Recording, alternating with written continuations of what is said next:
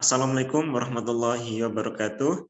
Selamat pagi anak-anak sekalian kelas 11 IPS Masa Mewah. Mari kita awali KBM dari ini dengan berdoa terlebih dahulu. Berdoa dimulai. Baik, selesai. Setelah berdoa, silahkan kalian pastikan sudah mengisi link presensi ya atau daftar hadir ya. Silakan. Baik, untuk hari ini adalah KBM ketiga ya, sejarah peminatan. KBM keduanya kemarin ya, kita ganti dengan agenda Zoom meeting temu perdana dengan semua keluarga besar SMA Purwantoro ya.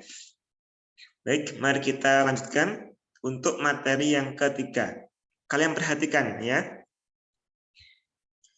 Untuk kompetensi dasarnya KD 3.1 ya. Menganalisis kerajaan-kerajaan maritim Indonesia pada masa Hindu-Buddha dalam sistem pemerintahan, sosial, ekonomi, dan kebudayaan, serta pengaruhnya dalam kehidupan masyarakat Indonesia pada masa kini. Nah, kemudian untuk KD 4 atau keterampilannya menyajikan hasil analisis. Ya. Kalau yang pertama adalah menganalisis, yang KD 4-nya adalah menyajikan hasil analisis. Ya. Kemudian next, definisi dan budaya maritim ya. Definisi itu pengertian ya. Apa itu maritim ya? Sepertinya kan sudah tidak asing lagi dengan kata-kata maritim ya. Ada yang bilang nenek moyang Indonesia adalah seorang pelaut ya. Maritim. Ternyata maritim berasal dari bahasa Latin yaitu maritimus yang artinya laut ya. Menurut KBBI, ya, maritim artinya berkenaan dengan laut, berhubungan dengan pelayaran dan perdagangan di laut. Itu maritim. Semua harus paham dulu arti maritim, ya. Dia tidak menjadi bahan pertanyaan apa maritim. Ya. Kemudian, wah ada gambar ya, gambar perahu, cadik ini ada cadiknya. Nah, bangsa Indonesia telah lama dikenal sebagai bangsa yang mengembangkan budaya maritim. Ya. Perkembangan budaya maritim tidak terlepas dari kondisi geografis Indonesia yang berbentuk kepulauan. Ya. Ada banyak pulau di Indonesia. Ya. Itu kondisi peta Indonesia, geografisnya. Kemudian kebudayaan maritim berkembang di Indonesia sejak masa kerajaan Hindu, Buddha, dan Islam. Oleh karena itu, kerajaan-kerajaan tersebut dapat disebut kerajaan maritim. Rata-rata kerajaannya terletak di pesisir pantai atau muara sungai, ya. Sehingga kegiatan perekonomiannya bertumbuh pada sektor pelayaran dan perdagangan sesuai dengan geografisnya. Nah, pelabuhan menjadi unsur terpenting bagi kerajaan maritim karena pelabuhan digunakan sebagai pusat perdagangan, tempat penyimpanan barang dagangan, serta tempat persinggahan kapal dari berbagai daerah. Ya. Ini ilustrasi fotonya, ya. Ada kapal, kemudian ada berbagai macam orang yang singgah untuk berdagang. Ya. Ini gambarnya seperti itulah ilustrasinya. Bisa kalian imajinasikan sendiri biar tidak bosan belajar sejarah. Ya. Kemudian bentuknya perdagangan internasional zaman kuno. Nah, gimana kok bisa terbentuk perdagangan internasional? Padahal zaman dulu kan belum secanggih pada saat ini, ya. Masih mengandalkan misalkan arah mata angin dan seterusnya, ya. Nah, ini Kepulauan Nusantara berada di antara Samudra Hindia dan Samudra Pasifik, ya. Samudra Hindia dan Samudra Pasifik, ya. Serta di antara benua Asia dan benua Australia. Asia dan Australia di sini ya, Australia, Asia, Australia. Membuat Kepulauan Nusantara terletak dalam jalur perdagangan antara dua pusat perdagangan internasional zaman kuno yaitu India dan Tiongkok. India dan Tiongkok ternyata sudah menjadi pusat perdagangan internasional. Kemudian next. Nah ini ya, ada gambar kayu manis, cengkeh, dan pala. Selat Malaka menjadi gerbang utama yang menghubungkan pedagang-pedagang India dan Tiongkok dengan Nusantara. Nusantara itu nanti akan menjadi Indonesia, ya. Kemudian berlabuhnya kapal-kapal dari berbagai bangsa membuat masyarakat Nusantara tidak dapat terhindar dari pengaruh luar. Pasti tidak akan bisa menghindari pengaruh dari bangsa-bangsa asing, yaitu dari Tiongkok, ya, dari India. Kemudian komoditas penting yang diperdagangkan saat itu antara lain kayu manis, ya, kemudian cengkeh dan pala.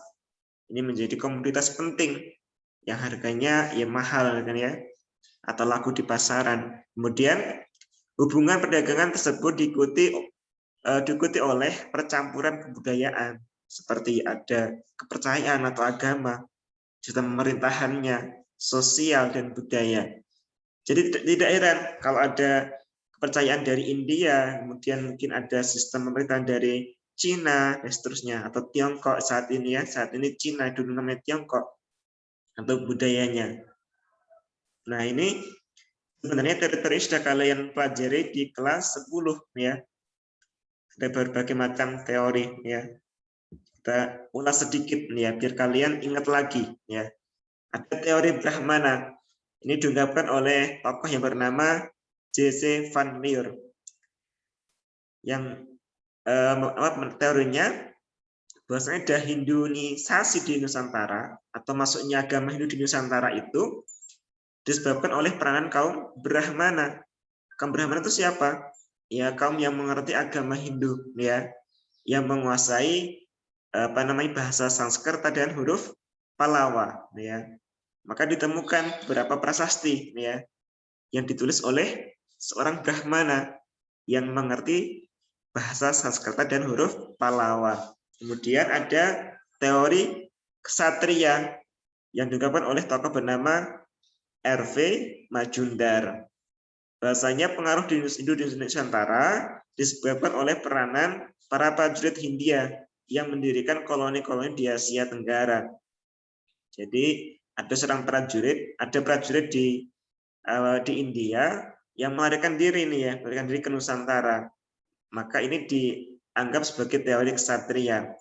Tetapi ini kelemahannya, ya. Ini masih kurang kuat karena tidak ada bukti arkeologis, ya. Kemudian berikutnya adalah teori Waisa, diungkapkan oleh N.G. Krum. Waisa, berarti para pedagang, bahwasanya masuknya agama Hindu Buddha Indonesia dibawa oleh para pedagang. Kemudian teori Sudra disampaikan oleh Von van Weber. Sudra itu berarti kaum golongan yang rendah, nih, orang-orang buangan, para budak. Yang mana teori ini para budak itu adalah kabur atau melarikan diri dari India ke Nusantara, maka bisa menyebarkan kepercayaan Hindu dan Buddha. Kemudian terakhir adalah teori arus balik, diungkapkan oleh F.D.K. Bos, ya, yang mana ada pelajar Indonesia yang keluar dari Indonesia atau Nusantara ke India, kemudian belajar di sana dan balik lagi ke Nusantara untuk menyebarkan agama Hindu, yaitu beberapa teori, ya. Kemudian next saja, ini penting, ya, sebagai peta konsep, ya, materi kita, ya. Ada kerajaan-kerajaan maritim di Indonesia pada masa Hindu dan Buddha. Pengaruhnya apa? Yang sebelah sini ini, ya, yang kiri jaringan perdagangan dan pelayaran Nusantara. Adanya akulturasi kebudayaan Nusantara dan India, Hindu, Buddha. Kemudian melahirkan sistem pemerintahan, sosial, ekonomi, dan kebudayaan. Nah, ini ada beberapa kerajaan. Kita ambil 5 kerajaan saja, ya. Kerajaan Kutai, Tarumanegara, Sriwijaya, Singosari atau Singasari atau Singhasari, ya. Banyak penyebutannya. Kemudian kerajaan Majapahit. Bapak kira kalian sudah tidak asing dengan kerajaan-kerajaan ini karena sudah mungkin dipelajari sejak masa-masa SD, ya, SMP, kemudian di SMA juga diulas kembali. Nah, tapi bedanya ketika masa SMA ini lebih menganalisis, ya, lebih tidak hanya sekedar hafalan, ya, hafalan di mana letaknya, ya, siapa rajanya, ya, tapi kita analisis apa kaitannya kerajaan-kerajaan itu dengan sekarang nih, atau pengaruhnya seperti apa?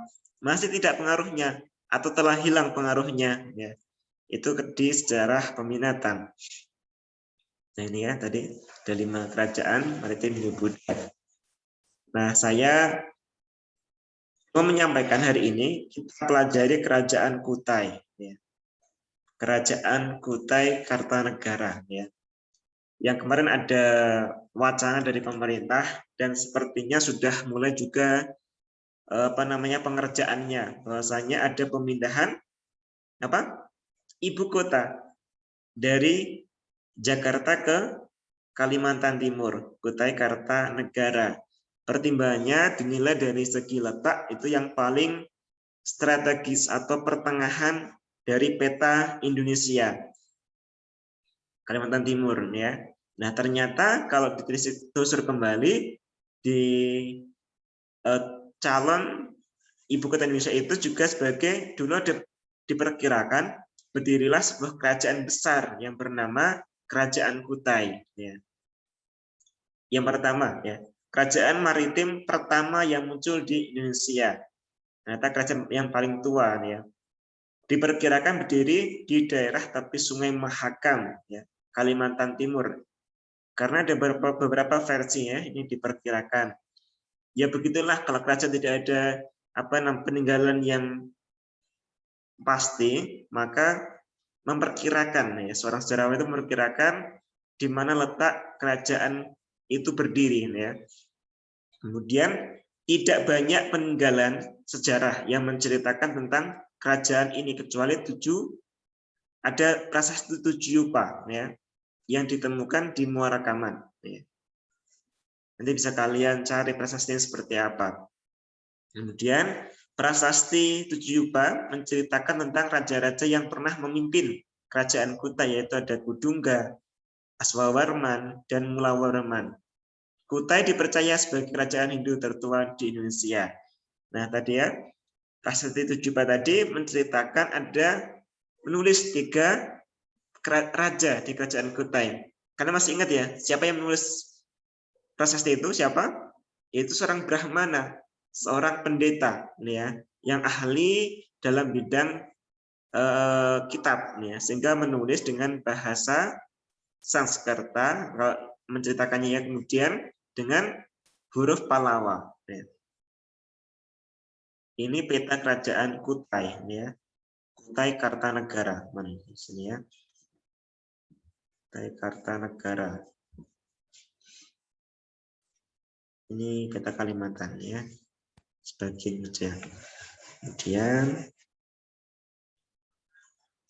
nah ini sesuai dengan KD-nya. Diminta untuk pemerintahan atau politiknya, ekonomi, sosial, budaya ya. Jadi kalau identifikasi bagaimana berdasarkan referensi yang ada ya, pemerintahan kerajaan Kutai ya. Seperti apa pemerintahannya, kemudian mungkin ekonominya ya. Kemudian sosial budayanya.